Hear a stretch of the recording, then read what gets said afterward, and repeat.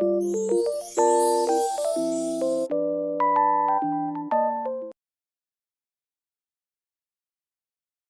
I wrong for reporting my boss after he forced me to attend a meeting despite knowing I was in labor?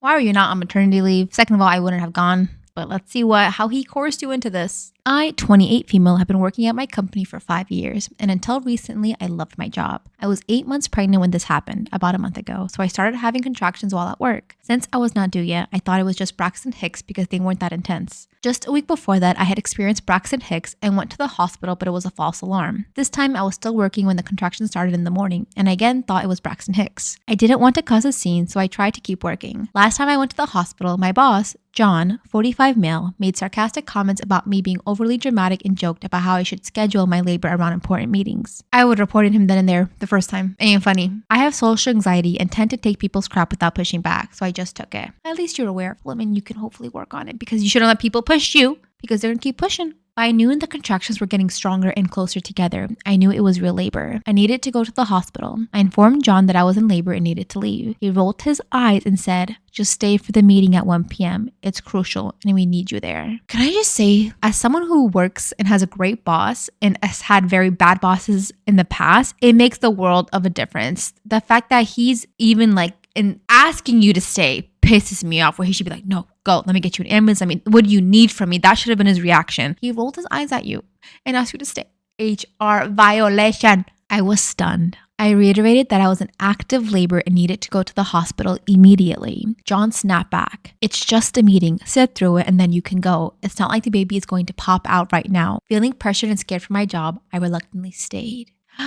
No, you didn't.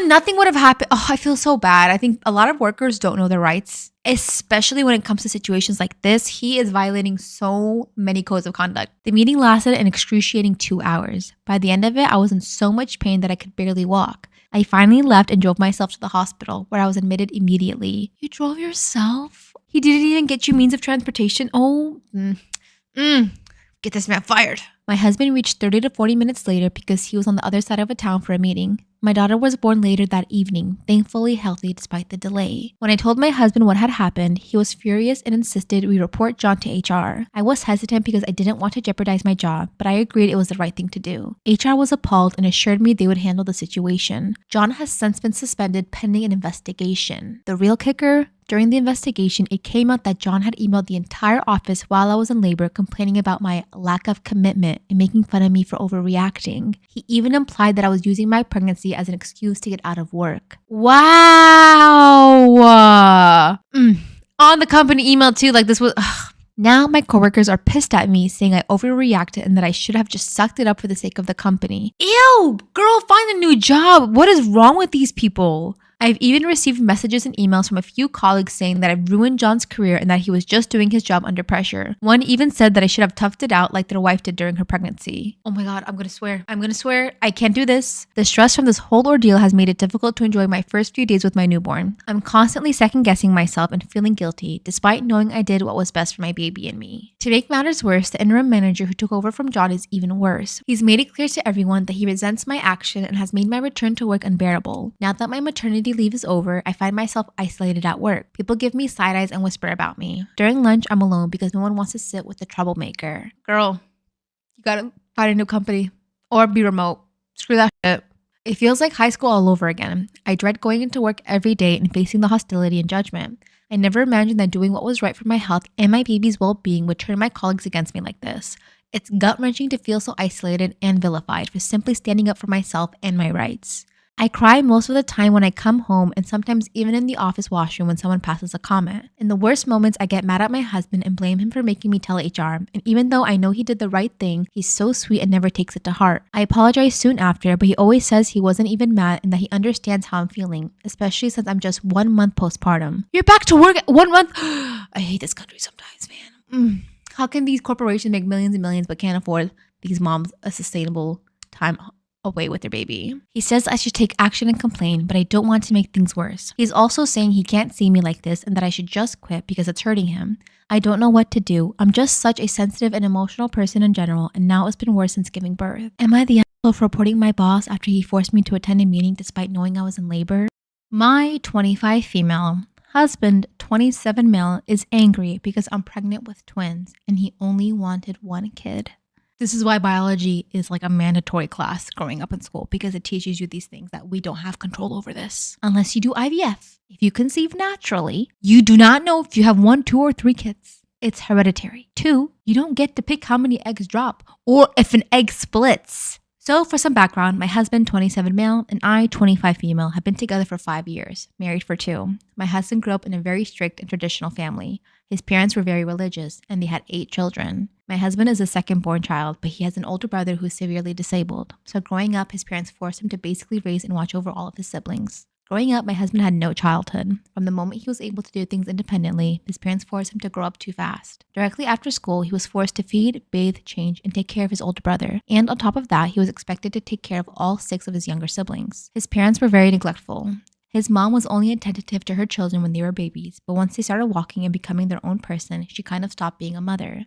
It's also important to note that his parents had a very unhappy relationship, but they refused to get divorced. So my husband grew up in a very toxic household. Not only did they refuse to get divorced, they continued having kids. Explain to me how a dying marriage survives on having more kids. Explain. I don't understand. Why would you do that? If I know I hated this man's guts, why would you want more kids? And you don't even want to raise them. What was the point of 8? Before my husband and I started dating, we talked a lot about our ideal futures. I told him that I wanted kids, maybe after being married for a couple of years. He told me that he wasn't sure if he wanted kids or not because he was afraid to end up treating them like his father treated him.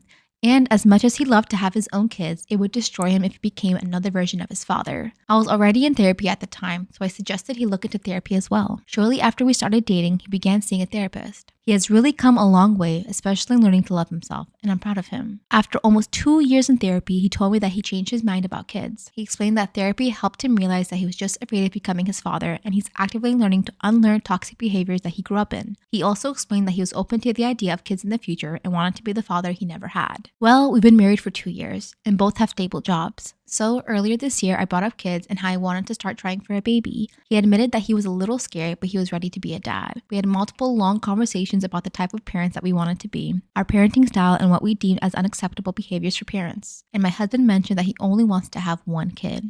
He was pretty clear about how he didn't want his kids to repeat his childhood, where the older child has to take care of the younger one. You can prevent that from happening if you become a parent. You just have to parent and let kids be kids. You're acting like that's on the children. That's on you as the parent to make sure the kids don't take care of the other kids. Your philosophy is flawed. But it is a trauma response, so I'll give you that. I understand why you feel that way. We found out that I was pregnant about 3 weeks ago while we were visiting my family in Brazil. We got back home last week and I had my first ultrasound yesterday. I'm almost 9 weeks pregnant. The ultrasound confirmed that I'm carrying twins. My husband couldn't come to the appointment with me because he had to work, but I surprised him as soon as he got home. I was expecting him to be happy and even nervous or scared, but he was really mad. He started freaking out and kept asking me if I was joking. Then he just straight up asked me to terminate my pregnancy. What the fudge? I just stared at him because I was shocked. I told him that I wasn't going to abort the babies that we planned. Then he got really mad and said that he only wanted 1 baby. He told me to either abort both or at least abort one of our twins and keep the other. I'm speechless. That's honestly ridiculous. I don't even know if that's possible, but I refused. We got into a really intense argument. He has never yelled at me until yesterday. He just kept yelling about how he only agreed to 1 baby and how I'm being selfish. Dear brother, did you not think of every situation when you decided to have a baby? There was a slim possibility, but still possibility that you would have twins. Forget about how you feel. I mean, do you know how hard it feels carrying 1 baby, let alone 2? That's going to destroy her internally. I would be more scared about her well-being, not about the hypothetical children you don't even have yet that you don't know how you're going to react to when they're older. Like, chill. He left the house last night. I've tried to call him, but he won't answer his phone. I don't know where he is. Twins don't run in my family, and they don't run in his family either. It just happened, and I have no way of controlling that. I don't understand why he's behaving like this. He was so happy about becoming a dad, and now he's asking me to get rid of our babies. I'm really lost. I haven't gotten much sleep, and I had to call out of work today. Trigger warning, animal attack. I had to protect his niece from a pit bull, and my husband ran off. I've been ignoring him. Is this something that I should be forgiving him for? I'm going to start with this. I'm still a bit traumatized, and I'll be finding someone to talk to, and a friend's made this account for me because I'm not a frequenter. Don't know if the pit bull made it. I haven't asked. My husband and his niece and nephew and I were in our backyard. I'm going to assume our gate was open. I can't remember. the pit bull, came out of nowhere and latched on to his niece, 5 female. Niece screamed. I turned and kicked it with all the force I could manage, and I was lucky enough to hit it in the jaw somewhere that made its jaw dislodge. My husband, who had been a few feet away, shouted something along the lines of, "Whose dog is this?" I told him to get our bear spray from the house. I was in a panic. I'm an animal lover, but it was so insane.